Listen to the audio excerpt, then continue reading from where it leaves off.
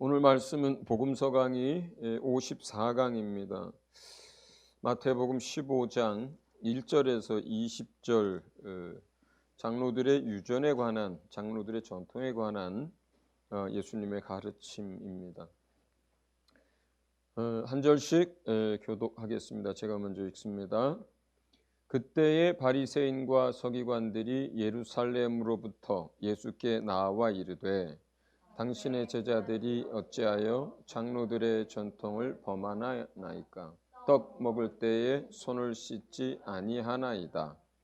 대답하여 이르시되 너희는 어찌하여 너희의 전통으로 하나님의 계명을 범하느냐?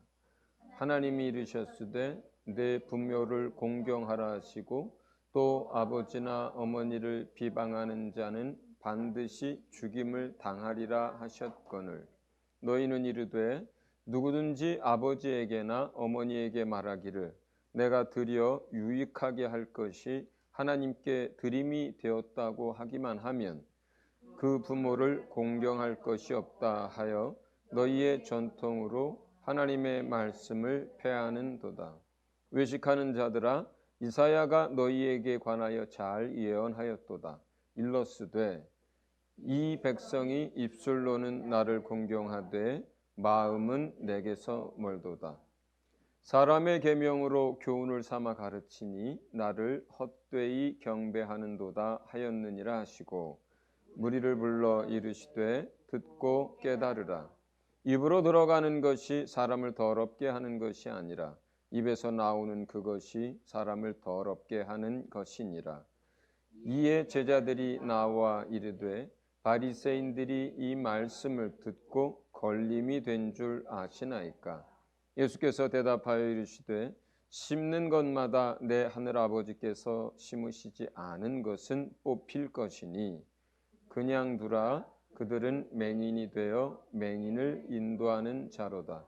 만일 맹인이 맹인을 인도하면 둘이 다 구덩이에 빠지리라 하시니 베드로가 대답하여 이르되 이 비유를 우리에게 설명하여 주옵소서.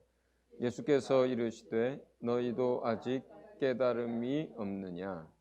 입으로 들어가는 모든 것은 배로 들어가서 뒤로 내버려지는 줄 알지 못하느냐?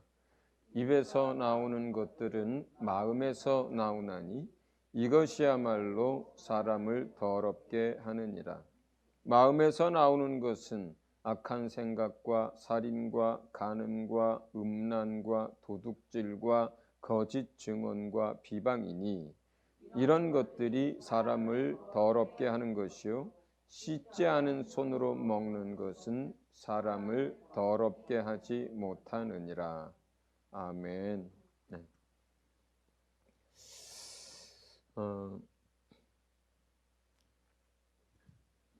장로들의 유전 또는 장로들의 전통 이렇게 얘기를 하죠.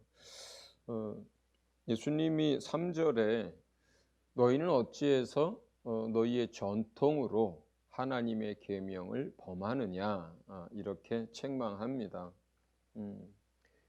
지금 이 이야기의 발단이 된 것이 예루살렘에서 어떤 서기관과 바리새인들이 내려왔어요.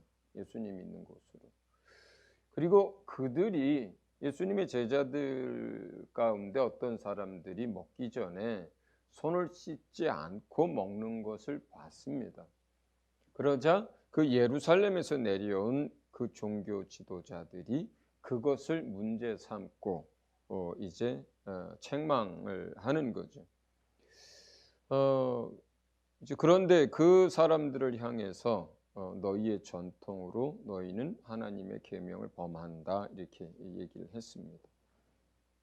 자, 우선 전통이라고 하는 것 또는 유전이라고 하는 것은 뭐냐면 사실은 그 사람들이 성경을 구약의 성경이죠. 그 성경을 어떻게 적용할 것인가 하는 부분에서 한 해석들이에요.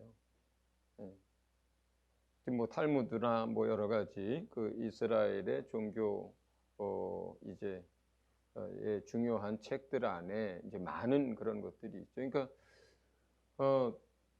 세세하게 담지 못하는 하나님의 어떤 계명이나 말씀들을 그걸 막상 지키려고 하니까 이제 이 사람들이 이게 이제 기준이 필요했던 거죠, 처음에. 그러니까 뭐 대표적인 게 안식일 같은 걸 거예요.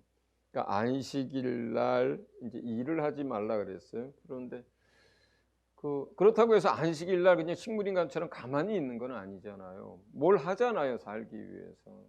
그러면 어디까지 가도 되지?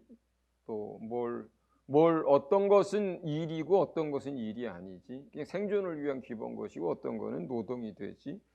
이게 이제 막상 일을 하지 말라고 했던 이제 쉬라고 했는데 그 쉬면서도 뭔가 사람이 가만히 있는 게 아니고 뭔가 행동을 하고 뭐 먹고 살고 또 움직여야 되니까 그럼 그걸 구체적으로 어떻게 적용할까? 그러니까 결국 안식일 계명에 대한 해석들이 나오는 거예요. 적용을 위한 해석이죠. 어떤 문헌에 보면 그 안식일 날에 대한 해석으로 인해서 만들어진 규정이 조항으로 보면 39조까지 있대요. 1조. 2km 이상은 걸어가면 안 되고 또 우리가 뭐 2kg 이상은 뭐 들으면 안 되고 이런 식으로 그러니까 그 오리 이상을 가지 못하게 했었죠. 뭐 얼마 몇 킬로까지 들면 일이고 그렇지 않으면 뭐 일이 아니고 이런 식으로 이제 조항을 이제 적었거든요. 그러니까 그 조항이 뭐 얼마나 걷느냐, 뭘 드느냐, 뭘 하느냐 이제 이런 식으로 조항이 39개고요. 그 다음에 그 39개, 39조 안에 전체적으로 세부 항목으로 234장이까지 있다는 거죠. 아니, 그 234장을 달달달 외우고 시험 보고 그럴까요? 네, 그러지 않겠어요, 사람들 그렇게까지 하면. 아니면 랍비들만 알고 있을까요? 그러니까 이게 원래 취지는 하나님의 말씀을 적용을 하기 위해서 구체적으로 그걸 해석한 건데 이게 이제 나중엔 여러 가지 문제들을 만들어냅니다. 여러 가지 문제 중에 하나는 그들이 만든 그 조항이 정면으로 하나님의 말씀과 위배되는 거예요. 이런 조항까지 나와요, 나중에. 그게 이제 오늘 예수님이 예로 든 것 중에 하나가 이제 고르반 이제 이거에 대한 거잖아요. 그러니까 하나님께서 말씀하셨죠. 부모를 공경하라고 또 부모를 비방하지 말라고 말씀을 하셨단 말이에요. 이게 하나님의 계명이에요. 그런데 그 사람들이 뭐라고 다른 조항에서 부모를 섬기는 조항보다는 이제 다른 조항에서 이제 그게 나왔을 것 같은데, 그러니까 부모님에게 너희가 말할 때 부모님에게 이걸 드리면 부모님에게 좋은 것이고 유익한데 내가 이걸 하나님께 드렸습니다. 이렇게 말하면 그거에 대해서 부모님에게 다시 안 줘도 된다라는 이제 규정을 만들었단 말이에요. 근데 이 규정은 뭐예요, 그러면? 사실은 어떻게 하느냐에 따라서 부모 공경하지 않아도 되는 것으로 다 돼버리는 거예요. 자기네들이 뭐 이거 하나님께 드렸다 뭐 이런 식으로 하면서. 그러니까 부모님을 공경하지 않아도 된다. 비방해도 문제가 안 된다라고 하는 건 정확하게 하나님의 계명과 그 말씀과 배치되는 거예요. 예. 그런데 어떤 다른 것들을 만들어내면서 이제 그런 조항까지 만들어졌던 거죠. 그런가 하면 또 이제 어떤 것들은 우리 이제 오늘 본문에 나왔던 것, 떡 먹을 때 손을 씻는 것. 자, 이거는 어디서부터 유래했겠어요? 아마 이거는 정결예법, 이스라엘이 정결함을 입어야 하는 것과 관련된 거를 이제 규정을 어떻게 적용할까를 찾다가 아마 이제 이 얘기가 나왔을 거고요. 아까 고르반 이거는 하나님께 드리는 어떤 예물, 하나님께 드리는 어떤 무엇, 하나님을 섬기는 이것과 관련된 것들을 하다가 그걸 강조하면서 고르반 같은 얘기가 나왔을 거고요. 그렇죠? 그래서 첫 번째는 하나님의 말씀과 정면으로 배치되는 것들이 생겼고, 또 하나는 하나님의 말씀과 배치되지는 않는데 잘못된 의미 없는 규정들이 이제 많이 생기는 거예요. 그러니까 본인들이 그냥 자신들의 건강을 위해서 손을 씻거나 하는 거 그냥 씻으면 되거든요. 그런데 손을 씻고 먹어야 한다라고 그걸 그들이 규정을 만들어 버리는 식들이죠. 그러니까 없어도 되는 규정들인 거예요. 그건 뭐 얼만큼 깨끗하게 먹고 살 건지인가는 그 사람들 개인이 선택할 문제고 문화적인 건데, 그렇죠? 그래서 이제 사실은 없어도 되는 규정들이 만들어지고, 이제 또 하나 사실 이것이 가장 큰 문제가 됐던 거는 어떤 거냐면, 그들이 그렇게 만든 규정들을 그 권위를 하나님의 말씀의 권위와 동등한 레벨까지 끌어올렸다는 게 이제 문제가 돼요. 그러니까 본인들이 적용을 위해서 만든 여러 가지, 안식일 같으면 39조 234장인데 이걸 가르치는데 이게 곧 하나님의 말씀으로 가르치는 거예요. 안식일을 지켜라라고 하는 것도 가르치고 이 규정들도 가르치는데 둘 다 하나님의 말씀으로 가르치는 거예요. 이 사람들이. 그러면 이제 그 적용을 위해서 해석을 할 때는 오늘날도 마찬가지잖아요. 잘못된 해석들이 얼마든지 나올 수 있잖아요. 우리가 본문도 아직도 이게 정확하게 무슨 뜻인지 감은 잡지만 정확하게 모르는 이제 난해 구절들도 성경에 많은데, 그러니까 이 불완전한 사람들이 그걸 적용을 하기 위해서 해석을 할 때 해석 자체가 틀린 것도 굉장히 많단 말이에요. 그런데 하나님의 말씀은 틀릴 수도 없고 하나님의 말씀은 오류가 없잖아요. 그런데 사람들이 해석한 그 해석은 오류가 얼마든지 생길 수 있는데 그걸 동일하게 하나님의 말씀에 권위를 부여했던 것이 이 유전이나 전통이 갖는 이제 굉장히 이제 잘못된 부분들이었습니다. 자, 그러면 이렇게 왜 이렇게까지 사람이 만든 잘못된 해석들까지 하나님의 말씀에 권위를 둔다든가 아니면 하나님의 말씀과 정면으로 배치되는 규정들을 만든다든가 아니면 규정하지 않아도 되는 것들을 만들어서 사람들을 이제 괴롭게 하고 힘들게 하게 됐을까? 그리고 이것이 이제 대를 거쳐서 넘어오면서 나중에 이제 이렇게 된 거란 말이에요. 자, 이러한 장로들의 전통이 있었는데 지금 예수님이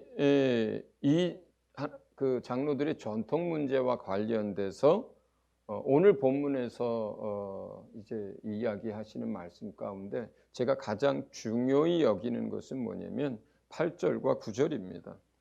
8절과 9절 같이 한번 읽어보겠습니다.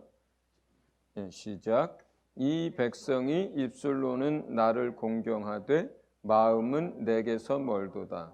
사람의 계명으로 교훈을 삼아 가르치니 나를 헛되이 경배하는도다.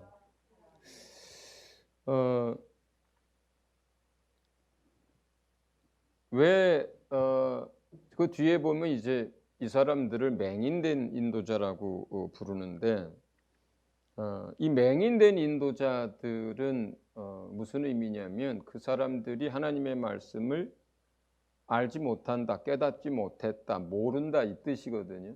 하나님의 뜻도 말씀도 알지 못하면서 사람들을 하나님께로 또는 하나님 나라로 인도하려고 한다.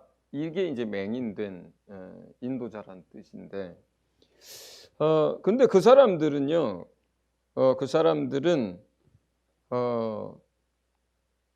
본인들이 알고 있는 것에 대해서 아주 뭐 엄청난 확신을 가지고 있고 그걸 가지고 주장하고 또 다른 사람들을 비판하거든요. 자, 그런데 여기 왜 이렇게 많은 맹인된 인도자가 나오고 이스라엘 지도자들 가운데 또 왜 이렇게 많은 잘못된 장로들의 전통들이 만들어지고 그것으로 하나님의 계명을 범하는 일들이 왜 계속 만들어질까? 저는 이것이 하나님의 말씀에 대해서 하나님에 대해서 깨닫지 못하기 때문이라고 생각을 하는데 그 하나님의 말씀을 깨닫지 못하는 이유는 8절, 9절이 주님이 말씀하시는 이유라고 보는 거예요. 그러니까 그 사람들이 어느 순간에 그 마음과 생각 속에서 하나님을 잃어버렸어요. 하나님을 잃어버렸어요. 그렇기 때문에 이 사람들 마음에는 하나님이 없다라고 예수님이 얘기하고, 그러니까 하나님을 사랑하고 경외하는 마음을 갖지 못한 상태에서, 이런 상태에서 만들어지는 모든 신학에는 오류투성이가 만들어지고요. 또 그렇게 해서 만들어진 모든 기독교 전통, 유대교의 전통들은 하나님의 뜻에서 벗어나서 도리어 하나님을 헛되이 경배하게 만드는 일들이 계속해서 생깁니다. 그러니까 이게 하나님의 말씀이라고 하는 것이 우리가 잘 아는 것처럼 하나님이 해석해 주지 않으면 해석할 수 없는 거예요, 사실은. 그러니까 그런데 하나님이 누구에게 해석을 해 주느냐? 하나님을 사랑하고 경외하는 사람들에게 하나님이 해석해 주거든요. 그러니까 세월이 지나가면서 점점 하나님을 마음에 두기 싫어하고, 그리고 하나님을 사랑하는 마음과 하나님을 경외하는 마음이 없게 됐을 때는 아무리 공부하고 아무리 랍비라 하는 사람들도 계속해서 오류를 범하게 되고 잘못된 해석을 하게 돼요. 근데 맹인된 인도자들처럼 이 사람들이 그렇게 해석한, 자기네들이 해석한 그 해석에 대해서 지나친 확신과 그리고 주장을 하게 됩니다. 그렇게 되면서 이제 그렇게 그 사람들에게서 배운 많은 사람들이 함께 천국에 못 들어가게 되는 거죠. 주님은 그러면서 이제 마지막에 발단이 됐던 정말로 사람을 더럽게 하는 게 무엇이냐에 대해서 말씀을 하세요. 입으로 들어가는 건 배로 들어가고 다 뒤로 이제 배설물로 나오죠. 그러나 입에서 나오는 그것이 사람을 더럽게 만든다고 했습니다. 그러면서 악한 생각, 살인, 간음, 음란, 도둑질, 거짓 증언, 비방, 이런 게 우리를 더럽게 만든다고 그랬어요. 자, 그러면 여기서 그 더럽다라고 하는 그것은 하나님 앞에서 더러운 거고 하나님 보시기에 더러운 걸 말해요. 사람들이 생각하는 더러움이라고 하는 것은 하나님이 생각하는 더러움과 너무나 많이 다른 거예요, 대부분의 사람들에게서. 여러분들 누군가 거짓말을 했을 때 참 아주 냄새나고 더럽다, 이렇게 그걸 생각하고 바라보나요? 또 어떤 사람들이 거짓말을 했어요. 또 비방을 했어요. 근데 이것을 막 이렇게 더럽다, 이렇게 이런 개념으로, 이런 식으로 그런 문제를 생각을 하나요? 그런가 하면 우리들이 옷에 똥이 묻었을 때는 어떻게 반응하나요? 냄새며 그 더러운 것이며, 그거는 우리가 참을 수가 없잖아요. 참을 수가 없잖아요. 그러니까 주님이 죄악을 볼 때는 똥처럼 느끼시는 거예요. 하나님이 우리가 거짓말할 때 내게 내 마음에서 나온 악한 생각으로 내가 거짓말할 때 그때 막 똥이 묻고 똥칠을 하고 있는 것으로 보이는 거예요, 우리 자신이. 그리고 주님은 실제로 우리 안에 와 계신데 그게 너무너무 싫고 냄새가 나고 그냥 빨리 씻어버리고 싶은 거예요. 우리 안에 성령님은 그렇게 반응하시고, 우리는 여기에 사람을 정말로 더럽게 하는 게 죄악인데 이 죄악을 더럽게 여기기보다는 똥과 부패한 것과 냄새나는 것들을 더럽게 여깁니다. 근데 우리도 이제 예수 안에서 이렇게 살아가다 보면 정말 악한 사람들의 악한 일을 보면 진짜 똥보다 더 싫지 않나요? 똥보다 더 더럽게 느껴지지 않나요? 어떤 그 사람이 정말 치졸하고 악하고 자기밖에 모르고 권모술수에 맨날 거짓말에 막 그러면 사람들이 뭐라 그래요? 냄새 난다. 아주 정말 그렇게 싫어 하잖아요. 저는 이 사람을 더럽게 하는 문제와 관련돼서 그래서 우리의 생각과 감각을 주님의 생각과 감각처럼 이렇게 좀 바꿔달라고 기도하고 싶어요. 똥이 묻었을 때 그걸 가만히 있는 사람 아무도 없어요. 똥을 똥으로 생각하고 똥을 냄새나게 여기고 더럽게 여기기 때문에 그렇거든요. 그러니까 주님이 우리에게도 주님이 죄악을 바라보시는 그 마음을 우리에게도 주셔서 정말 똥이 묻는 것처럼 내가 뭘 잘못하고 내가 육신을 쫓아서 행동했을 때 막 그때 내가 내 얼굴에 똥칠을 하고 내 몸에 똥칠을 하는 것 같은 그러한 느낌과 그러한 기분과 그러한 감정이 들 수 있도록 그래서 더러워서 그런 일들을 하지 않을 수 있었으면 좋겠어요. 우리가 그런 주님의 감각을 가질 수 있다면 아마 지금보다 우리가 훨씬 더 거룩하고 정결한 삶을 살아갈 수 있을 거라고 생각을 합니다. 자, 그러면 이제 마지막으로 우리가 적용을 할 때 오늘날 그러면 오늘날 교회 안에 있는 이런 사람이 만든 계명, 사람이 만든 전통으로 계속 교회 안에 내려가고 있는 것들은 어떤 것들이 있을까요? 어떤 것들이 있을까요? 뭐 그냥 제일 흔한 몇 가지들은 우선 강단에 아무나 못 올라가게 하는 것, 또 누가 올라갈 일이 생기면 신발 벗고 슬리퍼 신고 갈아 신고 올라가게 하는 것. 이런 것들 어떤 교회에 가면 아주 장로님들이나 권사님들이 경을 쳐요. 이런 거. 또 어떤 게 있을까요? 주일 성수, 저는 그거 유전이라고 생각해요.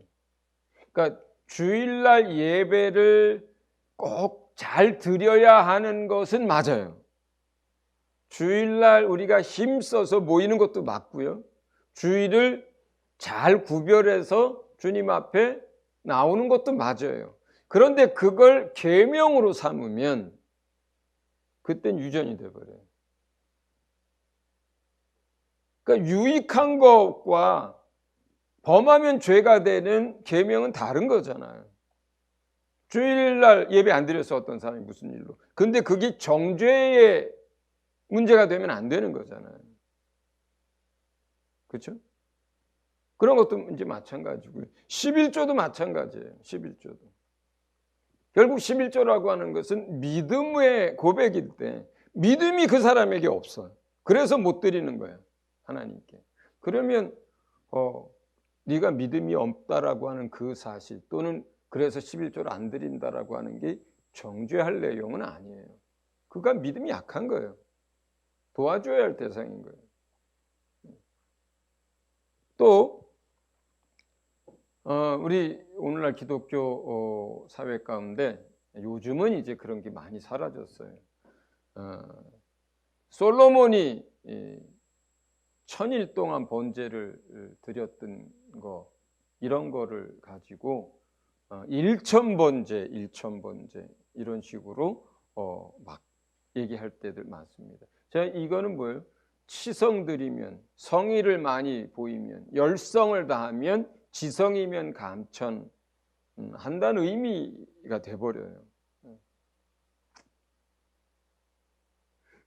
그리고 목회자들의 입는 옷의 문제들도 마찬가지고요.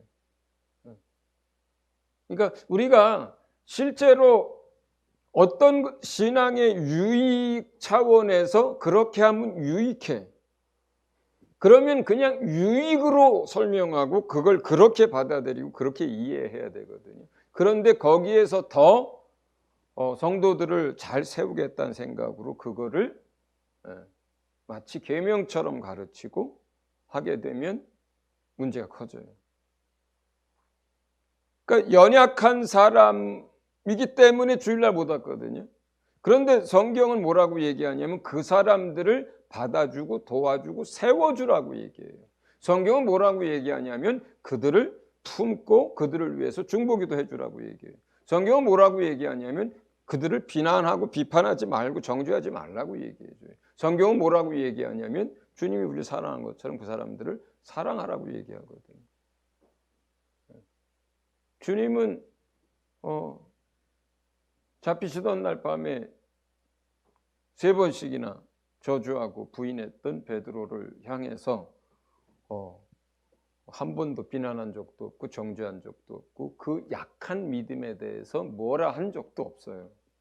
오히려 주님이 가르친 대로 뭘 했습니까? 그가 시험에 들지 않도록 그리고 그가 넘어지지 않도록 기도하셨어요. 그리고 또 부활하시고 나서는 먼저 베드로를 만나 주셨어요. 그리고 기다려 주셨어요. 그리고 그가 주님을 사랑한다는 그 고백 속에 있을 때 또 믿고 위임해 주셨어요. 그러니까 우리도 모르는 사이에 사실은 우리가 유익 차원의 것들을 강조하다가 계명처럼 얘기하고 만약에 그걸 그렇게 안 하면 우리가 똑같이 여기에 있는 바리새인과 서기관들처럼 다른 사람을 비방하게 된 거거든요. 그렇게 되면 그 사람은 정면으로 다른 하나님의 말씀을 그것 때문에 범하게 되는 게 돼버려요. 결국 우리가 아까 말씀드렸던 것처럼 우리가 계속해서 하나님을 붙들려고 하고 하나님을 가까이 하려고 하고 하나님을 사랑하려고 하고 하나님을 경외하려고 몸부림칠 때에 비로소 사실은 하나님의 마음도 깊이 알고 하나님의 말씀도 주님으로 말미암아 해석이 됩니다. 그렇게 해서 주님을 알아가야 주님이 원하는 대로 주님을 섬길 수 있게 됩니다. 그래서 사실은 무엇을 어떻게 해석하느냐의 방법이 중요하지 않고 제가 이번에 타지키스탄에 가서 사실은 가르치는 주제가 신약 성경 해석과 그것을 어떻게 설교에 적용할 건가에 대한 주제를 가르치는데 사실 많은 부분은 방법을 가르치기도 하지만 사실은 가장 중요한 건 뭐냐면 저도 그렇고 거기에 있는 사람들 그렇고 여러분들도 그렇고 주님을 사랑하는 것, 주님을 마음에 깊이 두는 것 사실 이게 답이에요. 이게 답이에요. 아무리 방법이 좋고 아무리 둘이 좋다 하더라도 만약에 그 사람 안에 그 마음에 하나님이 안 계시면 그 마음에 하나님을 사랑하고 경외하는 마음이 없으면 아무짝에 소용이 없어요. 뭐 박사 아니라 뭐 머리가 좋기로 뭐 유명한 누구 아니라 어떻다 해도 결국은 어떤 결과를 갖게 되냐면 오늘 이 예루살렘에서 내려온 이 바리새인들, 이 서기관들처럼 됩니다. 이 서기관 여기서 이 이스라엘 사회에서 서기관 바리새인이라고 하는 사람들이 얼마나 똑똑한 사람들이에요. 아주 어려서부터 성경을 통째로 외우는 사람들이에요. 계속해서 기억력, 이해력, 또 의지. 우리가 대표적으로 사도 바울 보면 알잖아요. 사도 바울 보면 알잖아요. 그런 사람들이에요. 지금도 랍비라고 하는 사람들 전쟁이 나고 막 풍지박산이 돼도 다 죽어도 누구를 살립니까? 유대인들이 랍비를 살려요. 자기 마을에 있는 그 랍비를 살려요. 자기네들이 다 빼앗기고 자기 것들 다 자기 생명이 죽어도 랍비를 살려요. 그래야 그 민족이 산다고 생각하거든요. 그래서 그 랍비가 어떤 사람들입니까? 진짜 똑똑해요. 진짜 기억력 좋고요. 예. 노벨상 제일 많이 받은 사람들이 유대인이라면서요. 예. 그 민족이라면서요. 예. 그런데 그 민족 가운데 진짜 똑똑하고 머리 좋은 사람들이 이런 사람들이란 말이에요. 오늘 이 본문에 나온 예루살렘에서 거주하던 그 서기관들, 예루살렘에서 거주하던 그 바리새인들, 이 사람들이 제일 똑똑한 사람들이에요. 그 사회에서 제일 많이 배운 사람들이에요. 그런데 뭡니까? 하나님이 그들 마음에 없어요. 그런데 뭡니까? 자기들이 만든 계명을 가지고 하나님의 계명을 범합니다. 그렇기 때문에 사실은 정말 늘 강조하고 늘 말씀을 드립니다만, 진리를 아는 것은 주님이 우리에게 열어주는 것이고, 그리고 주님은 주님을 사랑하고 그 말씀을 따라 살고 주님을 경외하는 자들에게 열어줍니다. 열어줍니다. 오늘 또 우리 함께 기도하고 할 때 이 부분들을 놓고 좀 많이 기도를 했으면 좋겠습니다. 예, 오늘 강의를 마칩니다.